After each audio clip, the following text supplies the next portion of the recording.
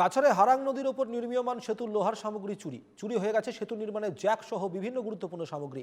সেতু নির্মাণে লোহার চক্কর চুরি ঘটনায় নির্মাণ কাজে ব্যাঘাত, পুলিশে মামলা দায়ের নির্মাণ সংস্থার। গত 17 জুন দুটি ডাম্পার পার হওয়ার সময় ভেঙে পড়ে সেতুটি।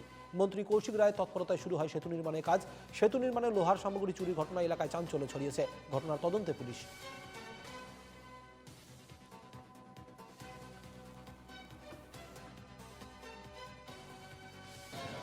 আজকে রাত্রে আমরা তো এখানে 12টা অবধি আসলাম আর কি। আচ্ছা। থাকার পরে এরপরে ওইখানে দুইটা জ্যাক আসলাম, ওই লিভারের জ্যাক একটা আছে জ্যাকে।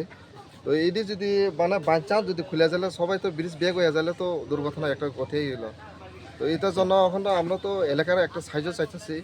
মানে এই পুলিশের কোনো পুলিশের কইছিলাম, পুলিশ তো এখন অব্দি আসছে না। রাত্রে পুলিশ পাহারা না, চলে নাই নাই নাই পুলিশ পাহারা চলে না। না। এটা এনএসএল কোম্পানিতে কাজ আর কি, ব্রিজ। তো চুরি হওয়ার পরে আপনি লোকাল পুলিশ পাড়ি না, জানাইছিলেন? আমি গিয়েছি থানাতে, কি বলেছে? গিয়েছি, তাহলে বলেছে 10টার দিকে আসবো ওইখানে। আচ্ছা, এখন আসে না।